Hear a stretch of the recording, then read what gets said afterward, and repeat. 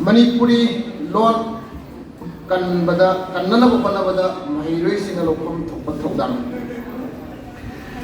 tasengnamak Manipuri Lon kannaba aikoina Maheiroi ama oina aikoina loufam thokpa thoudang asigi matangda nengarpada ahanbada aikoina lon se karino haibadu khangmina bagi tangai padaba lay aduna aikoina ahanbada aigi ngangiba aina taibang mikap talakpadagi hange naherappadagi ima haina korakpa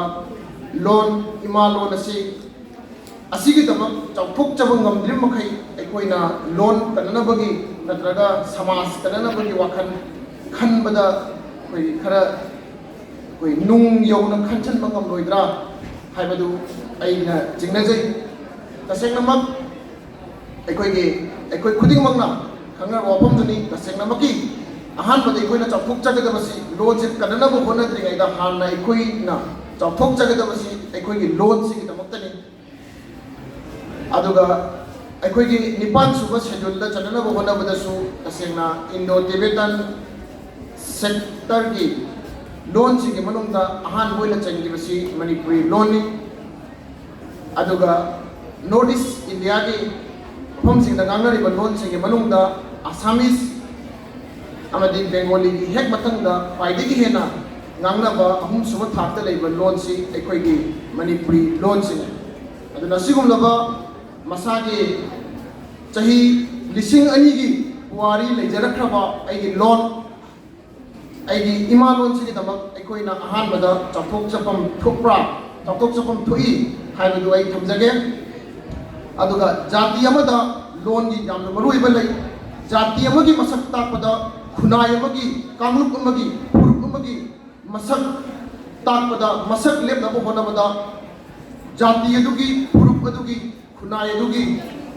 lon haiba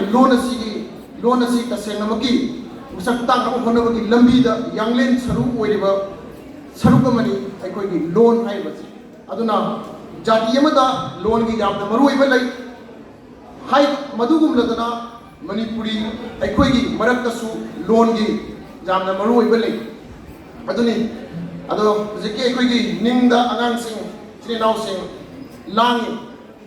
masida ina hainingbasi aikoi ngasaidagi ojamani dona haibirame aigi tamosuponna yamna mamlego wafamsing thabirame haiba ngasigi lon gi numisida mamlego wafam kaya ojasingna thabiramiba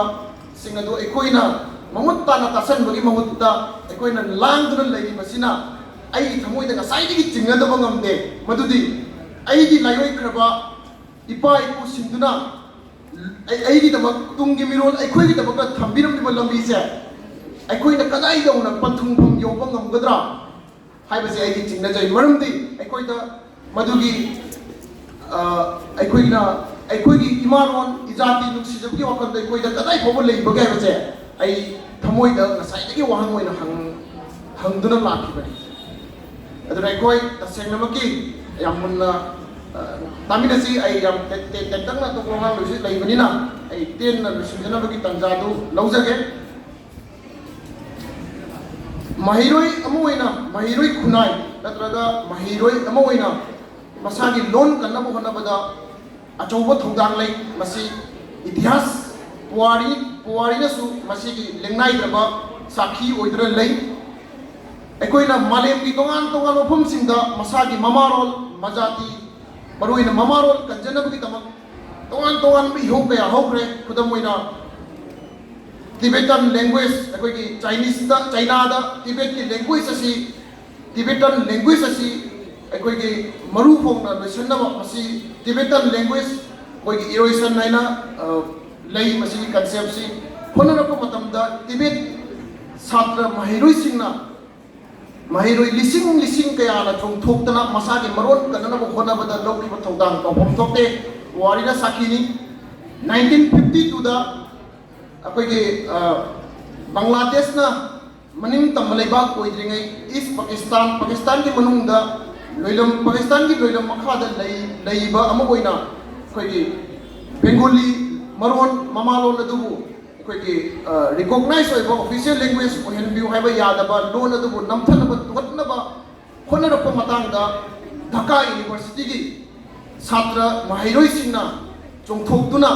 मसागी मरोन कननब होनबदा 1952 लिसिंग मचापन जखै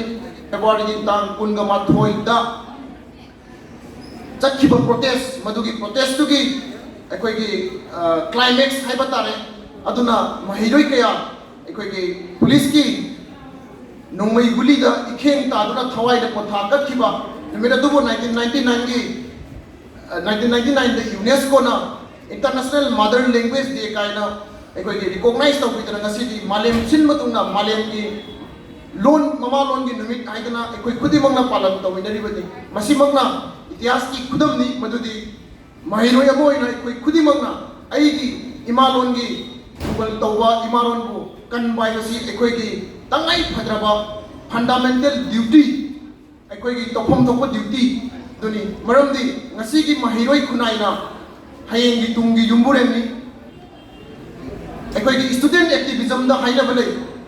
मदुदी Maheiroi हाइबसिना मसागी नाट लोन culture खुनाई लोइलम लेंगाक अखोई कन्नना होनबदा मागी थौदांग चावना लई हाइबसी स्टूडेंट एक्टिविज्म की one of the key principle ने मदुना मदुगी सरुक अमोइना अखोई खुदिमंगना इसागी लोन मरमदी अइना ngasi अखोई खुदमोइना